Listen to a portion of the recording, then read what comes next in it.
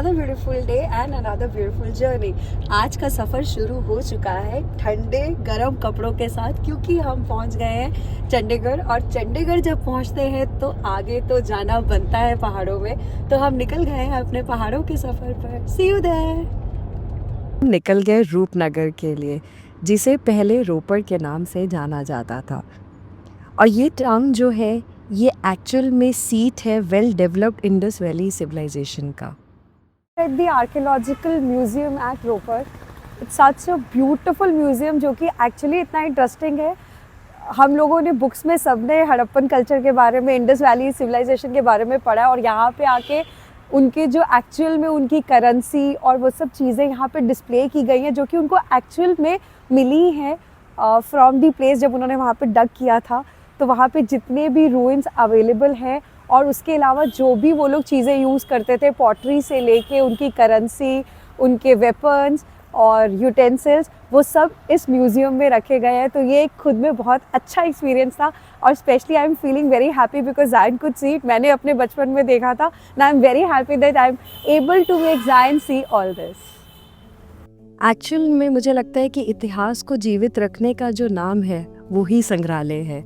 और जब हम यहाँ म्यूज़ियम में पहुँचे तो वहाँ पर जिस तरीके से प्रिजर्व किया गया है सारी की सारी चीज़ों को, जो कि एक्चुअल में निकली है जब उस साइट को डिग किया गया।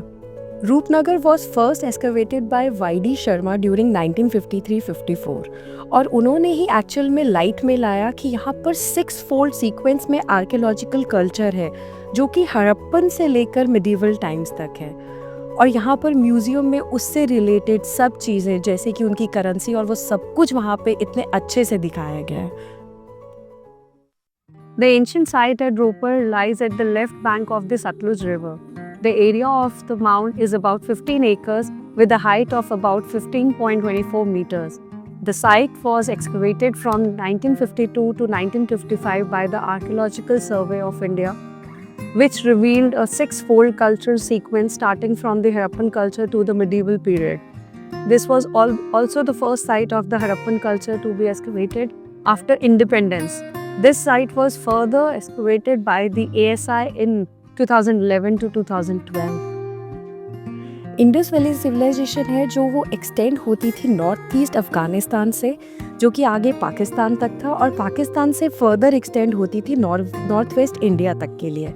और इसमें माना जाता है कि ये जो सिविलाइजेशन थी ये मेनली 2 सिटीज़ इसमें सबसे बड़े थे, जो कि हड़प्पन और मोहनजोदारो था, और जिसमें 100 टाउन्स और उससे भी ज़्यादा विलेजेस थे। और जब हमने इस साइट को एक्सपीरियंस किया तो बहुत अच्छा लगा, क्योंकि एक जनरेशन जो अपनी हिस्ट्री को इग्नोर करती है और अपने पास्ट के बारे में नहीं जानती है, मुझे नहीं लगता कि उसका कोई फ्यूचर होता है। वो एक पत्ते की तरह होती है जिसे ये पता ही नहीं होता कि वो किस पेड़ का पत्ता है। और ऐसे करते करते आज हम एक और बहुत ही खूबसूरत और बहुत ही बढ़िया भगवान से जुड़ी हुई जगह पर पहुँचे, जो कि है Anantapur Sahib. Anandpur Sahib, City of Bliss. It is one of the most sacred religious places in Sikhism. ये वो जगह है जहाँ पर गुरु गोबिंद सिंह ने अपनी ज़िंदगी के 25 साल बिताए थे, और यहाँ पर ही गुरु गोबिंद सिंह जी ने खालसा पंथ की भी स्थापना की थी। 1689 में अनंतपुर साहिब की नींव रखी गई थी, और अनंतपुर साहिब में ही तख्त श्री केशगढ़ साहिब जी भी हैं, जो कि 5 तख्तों में से एक बहुत प्रमुख तख्त है। अनंतपुर साहिब को होली सिटी भी कहा जाता है, और यहाँ आकर सिर्फ जहन में एक ही बात आती है, सब्र, शुक्र और अरदास। तेरी रज़ा विच रहना, तेरा दित्ता खाना, अज इत्थे तक आई हाँ, कल होर अगे है जाना। He is the giver of peace, the destroyer of pain. दुख सुख दा दातिया तेरी कुदरत दे असूल ने, बस इक्को अरदास है, जे दुख मिले ता हिम्मत बख्शी, जे सुख मिले ता निम्रता बख्शी। और यहाँ से दर्शन करके हमें इतना ब्लेस्ड फील हुआ और इतनी पॉजिटिविटी आ गई, और आगे हम निकल गए अपने आगे के सफ़र पे। और यहाँ पर हम नंगल को क्रॉस कर रहे थे, ये एक नया फ्लाईओवर बन गया है जो कि बहुत ही अमेजिंग बन गया है, जिससे आप सीधा ऊना को हिट कर लेते हैं और नंगल के पूरे ट्रैफिक को, और इनफैक्ट नंगल सिटी को पूरा आप आराम से बहुत जल्दी निकल जाते हैं। और हम पहुँचे देवभूमि में। ऊना का गेट दिखाई दिया। सड़कें अब बहुत अमेजिंग हो गई हैं, बहुत बढ़िया हो गई हैं और जिस तरीके से डेवलपमेंट हो रही है हर शहर की, वो काबिले तारीफ़ है और बहुत ही खूबसूरत है। और यहाँ इतना प्यारा सा सनसेट होता हुआ दिख रहा था, क्योंकि जब हम दर्शन करके निकले थे तो ऑलरेडी 3-4 बज चुके थे और हमारा सफ़र आगे का भी काफ़ी लंबा था। तो हम रुकते रुकते हर चीज़ को एंजॉय करते हुए आगे बढ़ते जा रहे थे। Light on waves that gleam,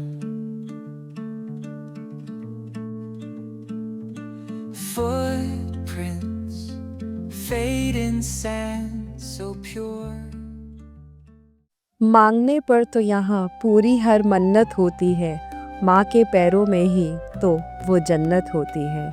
और हम पहुँचे कांगड़ा में बगलामुखी मंदिर में, जो कि कांगड़ा डिस्ट्रिक्ट में है, हिमाचल प्रदेश में। ये मंदिर जो है ये डेडिकेटेड है गॉडेस बगलामुखी को, जो कि माना जाता है कि गॉडेस है पावर की, प्रोटेक्शन की और विक्ट्री ओवर द ऑब्स्टेकल्स।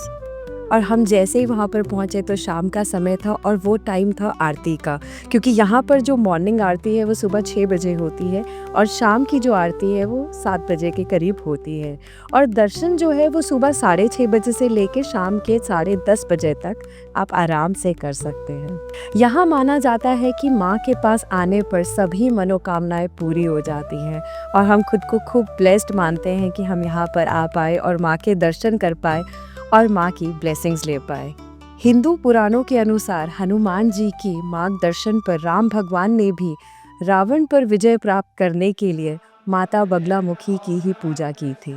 माँ को पीला रंग बहुत पसंद है और इसीलिए यहाँ पर पूजा में भी पीले रंग का भोग का बहुत महत्व है। माँ बगलामुखी को पीताम्बरा माई के नाम से भी जाना जाता है। और यहाँ पर कैफेटेरिया बना हुआ था, तो हम लोग शाम हो गई थी तो हमने वहाँ पर एक चाय पी और हम निकल गए अपने आगे के सफ़र पर। ना ही गिन के दिया, ना ही तोल कर दिया, माँ ने जब भी दिया दिल खोल कर दिया। और यहाँ से हमारा आगे का सफ़र शुरू हो गया और हम खुद को बहुत ब्लेस्ड मांग रहे थे कि आज हम इतनी अच्छी सब भगवान से रिलेटेड जगहों पे जा पाए। Every day I find your grace. Thank you God for always lighting my days. Stay tuned because there's much more. अभी मुझे एक्सप्लोर करना है देवभूमि को, तो आप लोग सब जुड़े रहिए मेरे साथ। Bye bye.